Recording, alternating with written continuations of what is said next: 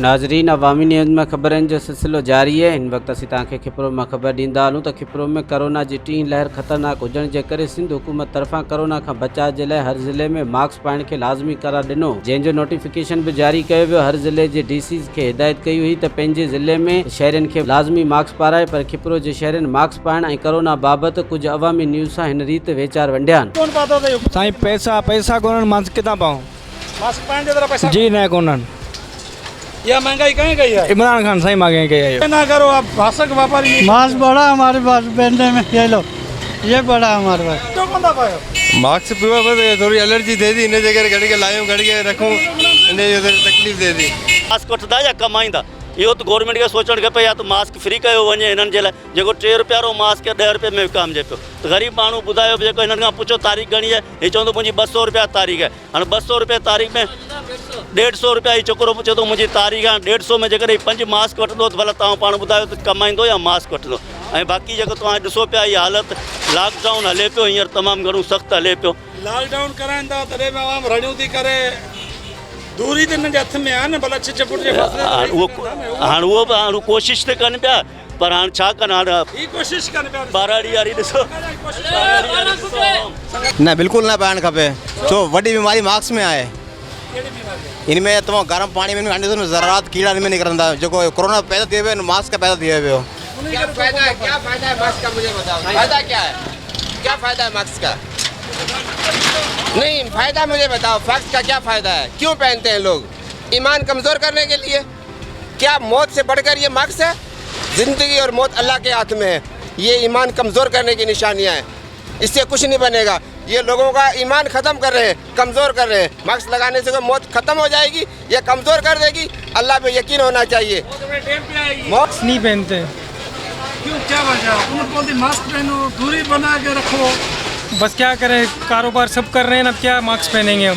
ना हो पाए तो ना ये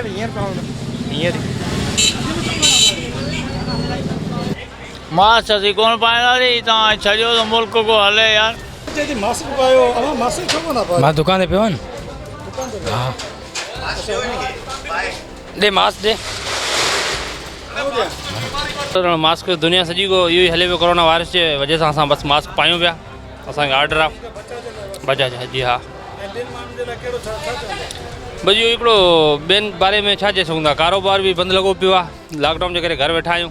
पर अचूं पिया मार्केट ॾिसूं पिया, जेको मास्क बसि पाइणु खपे। दुनिया जे हिसाब सां हाणे सॼो पूरी दुनिया और वर्ल्ड पूरो इहो चए त मास्क मास्क असीं पाए वेठा आहियूं।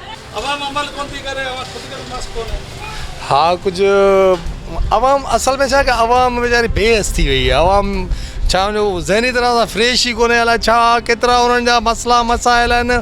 साइकी थी वई आहे इंसानु वीचारो, सॼो वीचारो हुकुमरान जो ॾोह आहे, हुकुमरान ॾोह।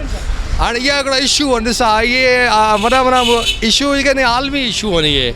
हाणे इन्हनि ते वञी छा ॻाल्हायूं? हाणे नुक़्ते नज़र असां ॻाल्हाईंदा असांजे नुक़्ते नज़र ई कोन विधी वेंदी। केस उन सां बची सघूं था, ऐं केतिरनि मास्क रुगो कोरोना जे लाइ न आहे, बल्कि जेके बि जरासीम हली रहिया आहिनि उन खां बि बची सघूं था। मास्क लाज़मी कराइणु आहे, मास्क पाइण खां सवाइ ज़िंदगी अधूरी आहे। मास्क जेको पाईंदो उनजी सिहत ऐं तवाज़ुन जेको बि दिमाग़ जा उहो बहितर रही सघनि था।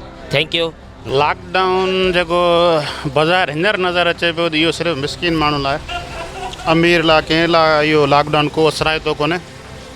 इहे जेके मास्तर आहिनि या जेके बि आर्मी या गेज़िटेड ऑफिसर आहिनि, वॾा वॾा डॉक्टर्स आहिनि, इन्हनि जूं मंथली पघारूं जेको वेठे सुठे अचनि पियूं घर, ऐं ग़रीब माण्हुनि खे वधीक इफेक्टेड आहे। ग़रीब माण्हू साइको थी विया आहिनि। बीमारी पंहिंजी जॻह ते आहे, हुकूमत खे उपाय थी वसाइल ॻोल्हणु खपनि इन लाइ। बाक़ी हाणे दुकान ते ग़रीबनि जे मथां लठ जो झीपट करण सां को न को असर थींदो, न को कोरोना वेंदो। पहनते हैं, क्यों लोग पहनते हैं? मास्क का फ़ायदा है, नुकसान है? मास्क का फ़ायदा है। अगर मास्क पहना जाए, दूरी रखी जाए, तो फिर लॉकडाउन का बंदा बच सकता है। हाँ बच सकता है फिर लॉकडाउन से। मज़ीद खबरों और तफसीलात के लिए विजिट करें हमारी वेबसाइट www.awamiNewsHD.com।